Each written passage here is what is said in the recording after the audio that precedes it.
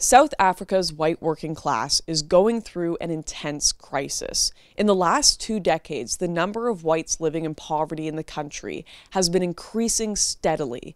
With the ruling African National Congress introduction of black economic empowerment laws that seek to place black workers ahead of ethnic minority workers, many white South Africans have fallen on hard times, finding themselves living in what are colloquially known as white squatter camps.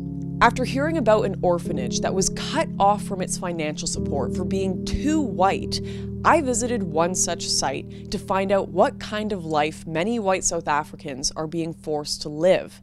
Yeah, well, the place is about people that haven't got place to stay, that stays on the street. So we help them, and especially women that is abused with children, and we help them with that. That is what we are doing here. So, and from the public side outside, we don't get any support. So the men here, we are working. We love to do it because, especially women and children, they don't get any support from the government. We don't get anything. We don't get anything. We haven't got power or lights, electricity. We haven't got here. There's this one guy staying here. Look at this room. One guy.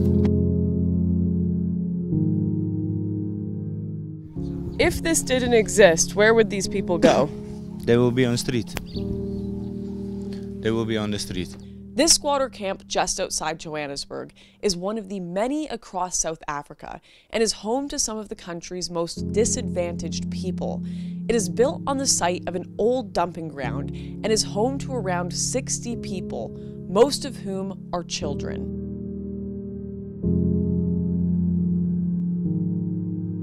Many of the people who live here have been through some of the worst situations and have been failed by the police, social services, and even charities designed to help South Africa's poorest. Yeah, why couldn't you go to one of the hostels that the government has set up? Because of the skin color.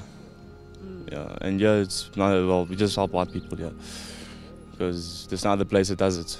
You know, if you go to, there's many places I know, Jesus Disciples, Manger, those places, they take blacks and they put the whites out, you see. So, yeah, that's about it.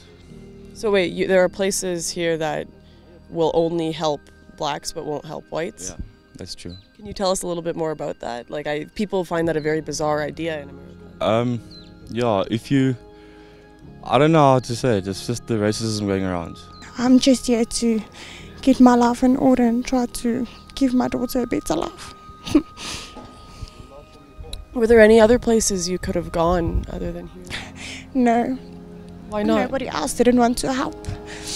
I've tried a lot, and at the end of the day, Uncle Kobus was the only one that took me in. Are there no government programs? Nothing. This is the only place who could help us with place to stay and things. They are the only ones who helped us with it. No one else wanted. If it wasn't for them, I would have been in the streets. I want to sleep with my wife and my kids on the street. That's it. There's no one who can help us. Because this side of the earth it's bad for us. And I'm not lying, it's bad. No one can get jobs around here, we're suffering badly. Well, where we lived, things were very dangerous. The one day, there was black people walking in the street and they shot through our windows.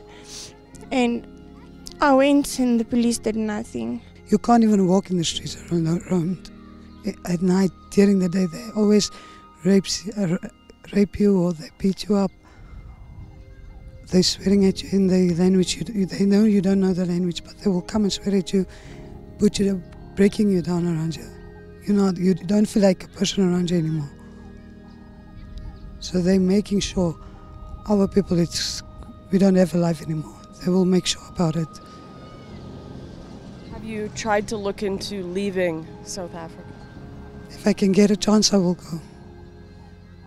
If I can get a better life that side of the seas, I will go. Me and my 2 kids, I need a life to make for them.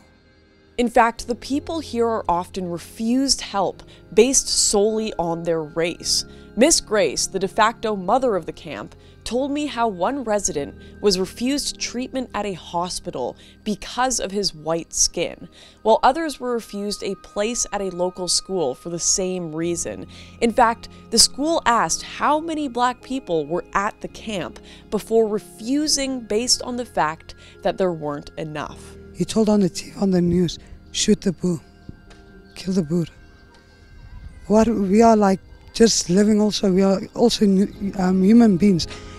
We also got a life, we are like human beings just like them, just Acalin, the language is different. But why are they against us? Even black kids were beating my kids up, my 5-year-old. Told them this is not for you anymore. South Africa, it's for ours, for them. And that's why we're like this. I don't want to give my kids a life like this. I want to give them what they need, and I can't. I'm fed up with this country now. So without this place open, where would these kids be? They will be on the streets.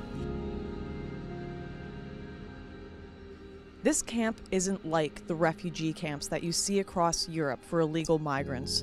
The people here are largely women and children. They want to work.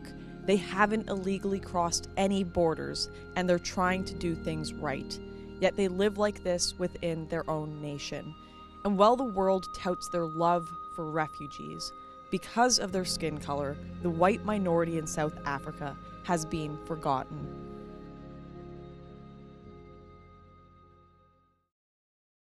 Thank you so much for watching this video. I just wanted to let you know that this is actually just a short clip from a much larger documentary project I'm working on called Farmlands.